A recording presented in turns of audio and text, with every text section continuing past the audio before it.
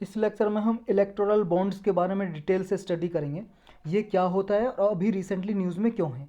Recently news में इसलिए है क्योंकि सुप्रीम कोर्ट ने कहा है जो पॉलिटिकल पार्टीज़ को इलेक्टोरल बॉन्ड के थ्रू मनी मिलती है, फंड मिलता है, उसका मिसयूज हो सकता है। किसके लिए?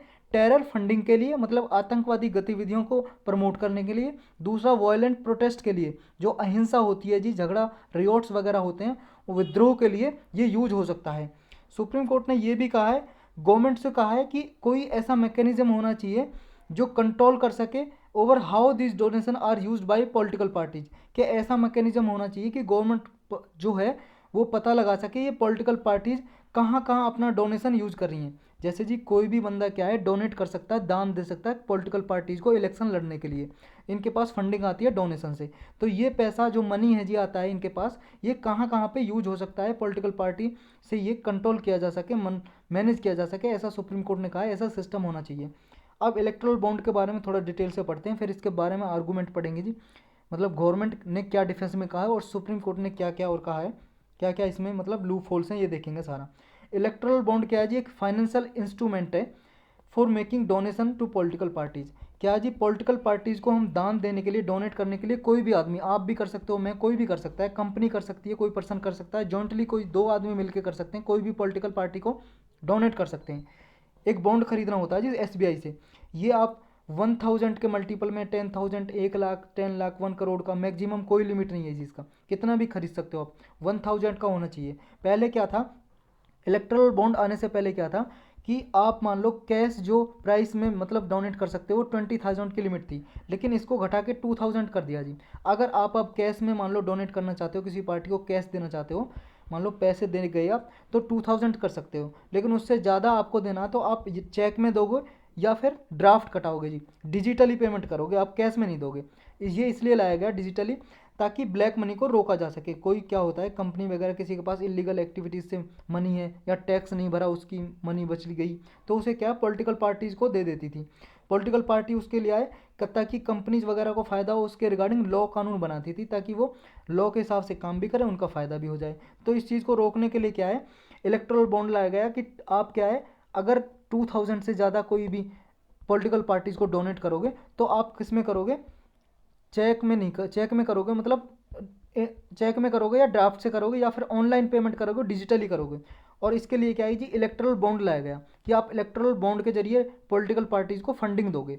तो इलेक्ट्रल बॉन्ड के जरिए क्या है, एसबीआई जारी करता है जी इसे। कब कब करता है, ये सारी डिटेल देखते हैं यहाँ पे। देखो एसबीआई करता है इसे जारी, बॉन्ड को। जैसे मान लो आपको बॉन्ड लेना है जी, आप जाओगे, बॉन्ड क्या है, बॉन्ड एक कागज है जिस पे लिखा है इलेक्ट्रल बॉन्ड, ये बॉन्ड लिखा है, और इस पे प्राइस लिखा होगा कितने का है। जैसे आप मान लो एसबीआई पे जाओगे, स्टेट बैंक ऑफ इंडिया में, बैंक में जाओगे, आप बोलोगे मुझे भाई साहब 1000 रुपये का बॉन्ड दे दो, इलेक्ट्रल बॉन्ड, वो दे देगा जी 1000 रुपये का प्राइस। ये आपको बॉन्ड दे दिया और ये 15 डेज तक वैलिड है। अब इसे क्या जी, आप पॉलिटिकल पार्टीज़ को जिसको भी देना चाहो, रजिस्टर्ड पॉलिटिकल पार्टी होनी चाहिए, ये याद रखना है। और रजिस्टर्ड पॉलिटिकल पार्टी होनी चाहिए जो इलेक्शन कमीशन ऑफ इंडिया के पास रजिस्टर है पार्टी। दूसरा, उसने प्रीवियस इलेक्शन में, जो पिछला इलेक्शन हुआ था जी, जनरल इलेक्शन, चाहे लोकसभा का हुआ है, स्टेट लेजिस्लेटिव असेंबली का, मतलब या तो स्टेट में एमएलए वगैरह के इलेक्शन हुए या एमपी के, उसमें कम से कम 1% वोट हासिल किए हों। 1% का मतलब है जी, मान लो 1000 वोट पड़े टोटल स्टेट में, और उस पार्टी ने 10 वोट ले लिए, 1000 का 1% कितना होगा, 10 वोट। तो उसने 10 वोट उसके पास आए, तभी किसी पार्टी को पॉलिटिकल फंडिंग दी जाएगी इलेक्ट्रल बॉन्ड के जरिए, वरना नहीं दी जाएगी। ये प्रोविजन भी है। और ये कितने दिन तक वैलिड रहेगा, 15 डे। जैसे आपने आज आपने एसबीआई से बॉन्ड खरीदा, 15 डेज तक आप इसे पॉलिटिकल पार्टी को दोगे, और 15 डेज के अंदर अंदर क्या है, मतलब आज आपने बॉन्ड खरीदा, इसकी वैलिडिटी 15 डेज तक है, आप किसी पॉलिटिकल पार्टी को दो। जब की डेट है, मान लो आज खरीदा जी आपने 27 मार्च को, और 27 मार्च के बाद आप इसे 15 डेज तक क्या है जी, पॉलिटिकल पार्टी रिडीम करा सकती है। रिडीम का मतलब जी अपने अकाउंट में पैसा इनके आ जाएगा, जैसे ही ये बैंक अकाउंट में, जिन मान लो जी जिस भी पॉलिटिकल पार्टी का जिस भी अकाउंट में है जी, किसी भी बैंक में अकाउंट है, पॉलिटिकल पार्टी का अकाउंट मान लो जी किसी भी बैंक में है, वो अपने बैंक अकाउंट में इसे जमा करेंगे, डिपॉजिट करेंगे 15 डेज के अंदर अंदर, और तब उनका पैसा रिडीम हो जाएगा। अगर 15 डेज तक नहीं किया तो ये इनवैलिड हो जाएगा, इलेक्ट्रल बॉन्ड खराब हो जाएगा, फिर पैसा नहीं आएगा। और ये बॉन्ड जी कुछ पर्टिकुलर टाइम पे अवेलेबल होता है, मतलब 10 डेज़ के लिए अवेलेबल होता है। ये 15 डेज़ तो है, इसकी डेट है, लेकिन जैसे आपको ख़रीदना है तो ये जनवरी, अप्रैल, जुलाई, अक्टूबर के महीने पहले 10 डेज तक ही आप खरीद सकते हो, ये सेंट्रल गवर्नमेंट स्पेसिफाई करती है। या सेंट्रल गवर्नमेंट इसका जो डेट है ना ये बढ़ा भी सकती है इसका टाइम पीरियड। आप जैसे गए जी जनवरी में, जनवरी 10 जनवरी तक ही आप इलेक्टोरल बॉन्ड खरीद सकते हो, और जब आपने खरीदा इलेक्टोरल बॉन्ड 15 दिन तक वैलिड रहेगा। वो पॉलिटिकल पार्टी को जिसको भी दोगे 15 दिन के अंदर अंदर उसे अपने बैंक अकाउंट में जमा करना पड़ेगा और पैसा मिल जाएगा। ये बॉन्ड कोई भी इंडिविजुअल खरीद सकता है या फिर कोई सिंगल या जॉइंट पर्सन मिलकर खरीद सकते हैं, और इस पर डोनर का नाम नहीं होता जी। जैसे मान लो जी मैंने बॉन्ड खरीदा है, इस पर मेरा नाम नहीं रहेगा और ना ही उस पॉलिटिकल पार्टी का नाम रहेगा जी जिसको मिला है। तो अब ये सारी इन्फॉर्मेशन नहीं होती इसमें। अब देख देते हैं जिसका बैकग्राउंड, मतलब कैसे कैसे ये आया। देखो जी बैकग्राउंड ये है, पॉलिटिकल पार्टी जो हमने ऑलरेडी डिस्कस कर लिया है कि ब्लैक मनी सर्कुलेशन को रोकने के लिए ये सिस्टम लगाया गया इलेक्ट्रल बॉन्ड स्कीम, ताकि ट्रांजैक्शन में ट्रांसपेरेंसी आ सके, पारदर्शिता आ सके, चेक और डिजिटल पेपर के जरिए क्या जी ये पेमेंट हो सके। अब ये मिसयूज कैसे कैसे हो सकता है जी इलेक्ट्रल बॉन्ड, सुप्रीम कोर्ट ने कौन कौन से पॉइंट हाईलाइट किए हैं। देख एक तो जी अनोनिमिटी, अनोनिमिटी का मतलब है जी अननोन, मतलब किसी की जानकारी नहीं, नहीं तो डोनर की, मतलब किसने दान दिया पॉलिटिकल पार्टी को ना तो ये पता है, किस इंडिविजुअल ने दिया है, किसी आदमी ने दिया है या कंपनी ने डोनेट किया, कुछ नहीं पता। ना ही पॉलिटिकल पार्टी का कि पॉलिटिकल पार्टी के पास कहाँ से पैसा आया है, ना ही उसमें पॉलिटिकल पार्टी का कोई नाम मेंशन होता है। समझ, जिसको आप दे दोगे बस उसके पास बॉन्ड है और वो रिडीम करा लेगा। तो अनोनिमिटी है जी। दूसरा एसिमेट्रिक ओपेक, एसिमेट्रिक ओपेक का मतलब है जी इनट्रांसपेरेंट है इसका ओपेक का मतलब कि पारदर्शिता नहीं है इसमें सिमेट्रिकली। कैसे नहीं है, क्योंकि जी जो पार्टी मान लो जी जो जिसकी गवर्नमेंट है, गवर्नमेंट क्या कर सकती है, स्टेट गवर्नमेंट के पास तो इन्फॉर्मेशन होगी ना। मान लो जी आपने, मैं बॉन्ड खरीदने गया, बॉन्ड मैंने खरीदा, तो स्टेट गवर्नमेंट के पास तो, स्टेट गवर्नमेंट मतलब स्टेट बैंक ऑफ इंडिया है जो बैंक है, जो स्टेट बैंक ऑफ इंडिया, उसके पास तो मेरी सारी इन्फॉर्मेशन है कि आपने जो खरीदा है। तो ये क्या करेगी पॉलिटिकल पार्टी, जैसे जो भी सत्ता में, मान लो गवर्नमेंट है जी बीजेपी की, अभी ये गवर्नमेंट क्या करेगी, एसबीआई से पता लगा सकती है कि किस आदमी ने ये इलेक्ट्रल बॉन्ड कितने रुपए का खरीदा, ये पता लगा सकती है, और किस पॉलिटिकल पार्टी को दिया, ये एसबीआई के पास सारी डिटेल है जी। समझ रहे हो, ना तो ये पॉलिटिकल पार्टी को किसी को पता है, ना इसमें डोनर का नाम है, ना ही पॉलिटिकल पार्टी का, तो किसी को नहीं पता है। लेकिन जो गवर्नमेंट है, गवर्नमेंट एसबीआई से डिटेल पता लगा सकती है, क्योंकि एसबीआई के पास तो होगी डिटेल जिस पर्सन ने बॉन्ड खरीदा इलेक्ट्रल बॉन्ड। तो इस तरह से एसिमेट्रिक ओपेक है। तो ये एसिमेट्री जो ओपेक है इन्फॉर्मेशन किसी पॉलिटिकल पार्टी को परेशान करने के लिए कर सकती हैं ये यूज। जैसे जी मान लो आपने बॉन्ड खरीदा इलेक्ट्रल बॉन्ड, और मान लो बीजेपी की अभी गवर्नमेंट है, आपने कांग्रेस को दिया डोनेशन दान, तो ये बीजेपी आपको परेशान कर सकती है। मान लो किसी कंपनी ने दिया या किसी आदमी ने कि आपने उसे बॉन्ड दिया था, इसके खिलाफ मान लो कोई जैसे ही मतलब इसे परेशान कर सकती है लॉ के जरिए, इलीगल ही नहीं, लॉ के जरिए। जैसे होते हैं ना लॉ में लिखा है जी आपके ऊपर कुछ आरोप लगा दिया, कुछ कर दिया, तो आपके खिलाफ कोई अगेंस्ट एक्शन ले लिया, तो ऐसे परेशान कर सकते हैं किसी भी आदमी को।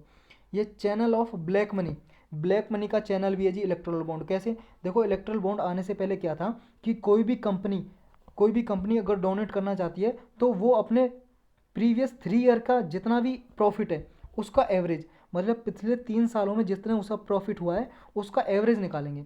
जैसे जी 3 साल में, एक साल में हुआ 1000 रुपीज़, दूसरे साल में हुआ 2000 रुपीज़, तीसरे साल में हुआ 3000 रुपीज़, इतना प्रॉफिट हुआ किसी कंपनी को। अब इसका एवरेज कितना हो जाएगा, तीनों को जोड़ देंगे और प्लस बटे में 3 कर देंगे, मतलब डिवाइड कर देंगे 3 से।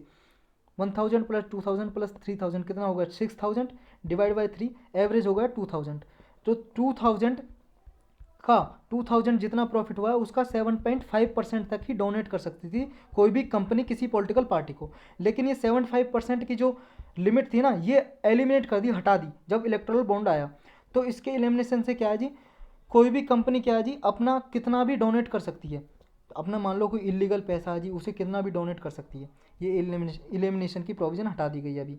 ये क्या करती है कि पहले एक प्रोविज़न और थी कि कोई भी मान लो, जब अब ये मान लो कोई कंपनी देगी 3 ईयर का, प्रीवियस ईयर का एवरेज देखा जाएगा, तो वो कंपनी 3 साल तक सेटअप भी तो होनी चाहिए। अब ये भी लिमिट हटा दी कि कोई कंपनी 3 साल से सेटअप है या नहीं। मान लो कंपनी आज ही बनी है और आज डोनेट करना चाहे कर सकती है, पहले नहीं कर सकती थी, पहले 3 साल तक सेटअप होगी तब उसके 3 साल का प्रॉफिट देखा जाएगा तब कर सकती थी, तो ये लिमिट हटा दी। एक ये भी कंसर्न है। दूसरा सेल कंपनी कोई भी डोनेट कर सकती है, अनलिमिटेड अमाउंट कर सकती है, कितना भी अमाउंट देना चाहिए पॉलिटिकल पार्टी को अनोनिमसली की मतलब का कोई किसी को कोई जानकारी नहीं होगी, अननोन होगा सारा सिस्टम, किसी को कुछ नहीं पता। तो इस तरह से क्या है, सेल कंपनी क्या होती है जी, इसके लिए लेक्चर लिया हुआ है, आप करंट विद जीएस पे क्लिक करो, वहाँ पे प्लेलिस्ट में जाओ, वहाँ पे इकोनॉमिक की प्लेलिस्ट है, इकोनॉमी में दिया हुआ है जी 3 से 4 मिनट का लेक्चर है, उसमें आपको डिटेल से पता लग जाएगा 3 से 4 मिनट में ही सेल कंपनी क्या होती है, ब्लैंक चेक कंपनी क्या होती है, सारी डिटेल, और एस्क्रो अकाउंट क्या होता है, सारा एक लेक्चर बना हुआ है उस पर। शॉर्टकट में बता देता हूँ। सेल कंपनी होती है जी ऐसी कंपनी जो सिर्फ कागजों में होती हैं, कुछ इनकी ना तो बिल्डिंग होती है ना कुछ होती, बस कागजों में कंपनी बना ली, रजिस्टर करी हुई है लेकिन ऐसा कुछ है नहीं, कंपनी ओरिजिनल नहीं है, बस कागजों में है। तो ये क्या है जी, ब्लैक मनी राउंड ट्रिपिंग के लिए यूज हो सकती है, ब्लैक मनी को वाइट मनी में कन्वर्ट करने के लिए सेल कंपनी पॉलिटिकल पार्टी को डोनेट कर सकती है पैसा।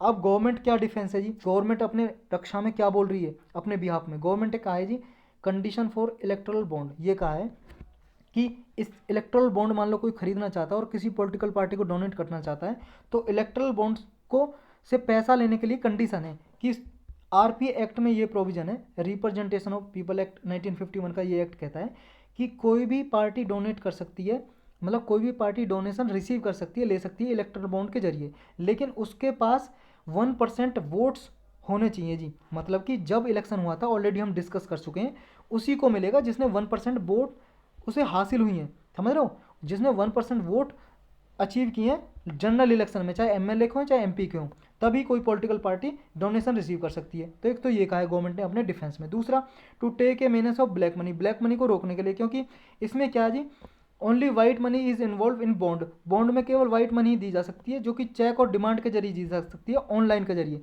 तो इसमें कोई ऐसा नहीं है कि आप कैश का कोई प्रोविजन नहीं है, ऑनलाइन दोगे। तो ये गवर्नमेंट ने कहा है कि ब्लैक मनी को रोकने के लिए। दूसरा, KYC norm are followed, KYC का मतलब है जी केवाईसी नो योर कस्टमर, मतलब नो योर कंज्यूमर या नो योर कस्टमर। ये क्या है जी, जैसे जब बैंक के पास जाएगा तो सारी डिटेल तो बैंक के पास होंगी ना, किसी पर्सन की कोई बॉन्ड खरीदेगा, तो केवाईसी नॉर्म फॉलोड की जाती हैं। दूसरा, इलेक्शन कमीशन ने भी इंडिया का सपोर्ट किया, उसने कहा है कि जो ओल्ड सिस्टम था ना इलेक्ट्रिक मतलब जो पॉलिटिकल पार्टीज़ को डोनेट करने के लिए, उससे तो ये बेटर है थोड़ा, उससे ठीक है। तो ये, लेकिन इसमें क्या है, कंसर्न जताइए इलेक्शन कमीशन ने भी, आस्पेक्ट ऑफ अनोनिमिटी, कि क्या है जी किसी की जानकारी नहीं होती किसने डोनेट किया है, तो इसके ऊपर भी इलेक्शन कमीशन ऑफ इंडिया ने कंसर्न जताई है। इसने it also urge the court not to stay the bond, मतलब इलेक्शन कमीशन ने कहा है कि बॉन्ड को स्टॉप नहीं किया जाए, बल्कि इसके रिफॉर्म के लिए कुछ अलग से स्टेप लिए जाएं, ताकि क्या है, the scheme is one step forward compare to old system of cash funding which was unaccountable. इस इलेक्शन कमीशन ऑफ इंडिया ने कहा है जो ओल्ड सिस्टम था पॉलिटिकल फंडिंग के लिए, वो उससे ये सही है, मॉडर्न सिस्टम उससे बुरा नहीं है। अब वे फॉरवर्ड में क्या हो सकता है जी, सॉल्यूशन क्या हो सकते हैं, सॉल्यूशन ये हो सकते हैं जी, देखो इफेक्टिव रेगुलेशन के लिए, पॉलिटिकल फाइनेंसिंग के लिए ये एक रिफॉर्म किया जाए जी, जिससे क्या है, करप्शन वगैरह की जो विशियस साइकिल है उससे निकला जा सके, और डेमोक्रेटिक पॉलिटिकी में क्वालिटी में जो इरोज कर रहा है जो सिस्टम करप्शन, इसको रिड्यूस किया जा सके। मोर अकाउंटेबल और ट्रांसपेरेंसी लाने के लिए इंटायर गवर्नेंस सिस्टम में ही रिफॉर्म किए जाएँ, ताकि जो लूप होल्स है ना, जो लूप होल्स का मतलब है जी कमियाँ हैं जो किसी भी करंट लॉज में, उनको हटाया जा सके। वोटर को इतना अवेयर किया जाए जी, एक तो जी जो वोट डाल रहा है ना, वोटर है जैसे हम हो गए आप हो गए, जो वोट डालते हैं उनके अवेयरनेस होनी चाहिए, कैंपेन के जरिए कैंपेन किया जाए, अभियान चलाए जाएँ, उनमें अवेयरनेस मतलब जागरूकता लाई जाए कि वो ऐसे कैंडिडेट को वोट ना करें जो करप्शन के चार्जेस जिस पे लगे, या फिर जो ओवर फंडिंग मतलब ज़्यादा पैसा खर्च कर रहा है, जितना क्या है, इलेक्शन कमीशन ऑफ इंडिया ने लिमिट लगाई हुई है कि इलेक्शन में आप इतना पैसा खर्च करोगे, उससे ज़्यादा नहीं करोगे, अगर उससे ज़्यादा कोई खर्च कर रहा है तो उसमें पेनल्टी लगती है। तो ये वोटर को भी अवेयरनेस होनी चाहिए, इसके बारे में जानकारी होनी चाहिए कि if voters reject the candidate and parties that over spend और ब्राइव देम, मतलब अगर मान लो वोटर को इतनी जानकारी होगी, इन्फॉर्मेशन होगी और अवेयरनेस होगी जी उसमें, तो वो क्या है जी, किसी भी कैंडिडेट को रिजेक्ट कर सकता है, मतलब उसे वोट ना देके। और मान लो कोई कैंडिडेट ओवर स्पेंड करे, लिमिट से ज़्यादा खर्चा करे, या कोई ब्राइब ले, रिश्वत ले, तो उसे रिजेक्ट कर सकता है, उसे वोट ना देके। तो इससे क्या है, हमारी जो डेमोक्रेसी है वो स्ट्रेंथन होगी जी, वो एक स्टेप फॉरवर्ड जाएगी, would move two step higher. तो इसमें यही था जी इस लेक्चर में।